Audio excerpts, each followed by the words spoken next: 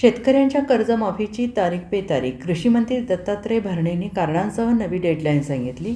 राज्य सरकारने जाहीर केलेल्या पुण्यश्लोक अहिल्यादेवी होळकर शेतकरी कर्जमाफीची सध्या जोरदार प्रक्रिया सुरू आहे. अशातच या योजनेअंतर्गत शेतकऱ्यांना 2 लाख रुपयांपर्यंत कर्जमाफी दिली जात आहे. मात्र अद्याप अनेक शेतकऱ्यांच्या खात्यात पैसे जमा न झाल्याने बळीराजा चिंतेत असल्याचं चित्र आहे.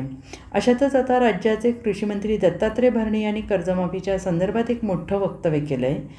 पुढील 2 ते 4 दिवसात 5 ते 10 हजार कोटी रुपये शेतकऱ्यांच्या खात्यात जमा होतील अशी माहिती त्यांनी दिली आहे. ते वाशिम येथे बोलत होते.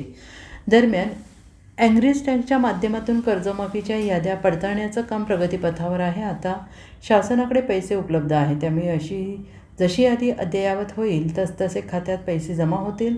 कर्जमाफीमुळे 40,585 कोटी रुपयांची रक्कम शेतकऱ्यांना लाभ होईल अशी माहिती कृषी मंत्री तथा वाशिमचे पालकमंत्री दत्तात्रय भरणे यांनी वाशिम येथे दिली आहे.